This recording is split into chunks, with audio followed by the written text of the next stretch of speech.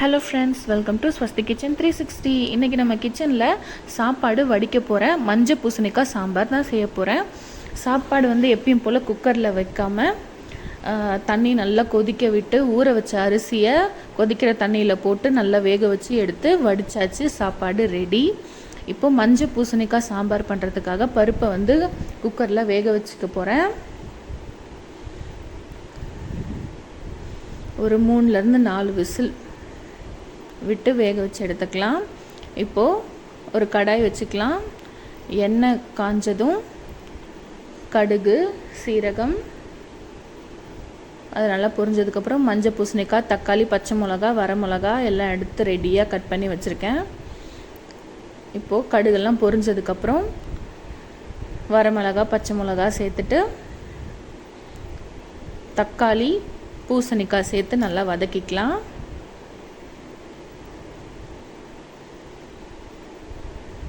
எண்ணெயில் கொஞ்சம் பூசணிக்காய் நல்லா வதங்கினதுக்கப்புறம்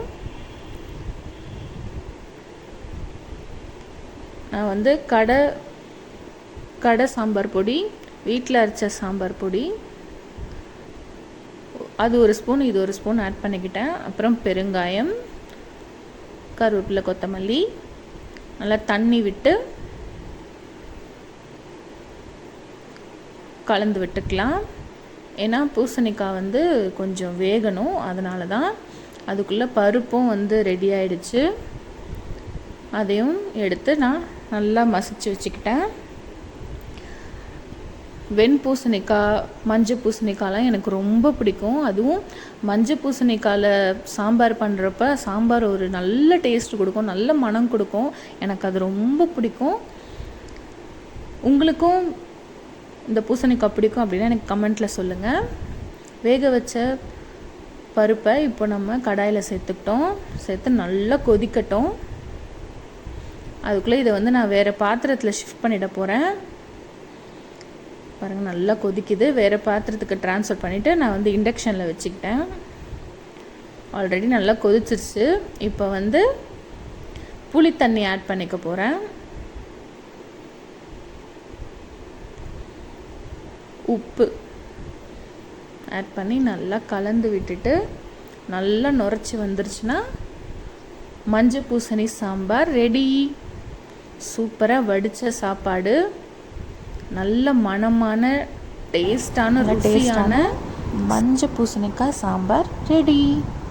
இப்போ நம்ம பருப்பு வடை, கடலை பருப்பு காலையிலேயே வெதுவெதுப்பான தண்ணியில் ஊற போட்டாச்சு. அதை நல்லா ஊறினதுக்கப்புறம் எடுத்து மிக்ஸி ஜாரில் ஆட் பண்ணி கொரகொரப்பாக அரைச்சி எடுத்துக்கலாம். பச்சை மிளகா, ஒரு சின்ன துண்டு இஞ்சி, கருவேப்பிலை, கொத்தமல்லி எல்லாம் கட் பண்ணி எடுத்து வச்சுருக்கேன். நல்லா மிக்ஸியில் கொரகொரப்பாக அரைச்சி எடுத்ததை பவுலில் போட்டுக்கலாம். கட் பண்ணி வச்சதெல்லாம் சேர்த்துக்கலாம். உங்களுக்கு வேணும்னா வெங்காயம், பூண்டு நசுக்கி சேர்த்துக்கலாம். வெங்காயம் பொடி பொடியாக கட் பண்ணியும் சேர்த்து வடை பொரித்து எடுத்துக்கலாம்.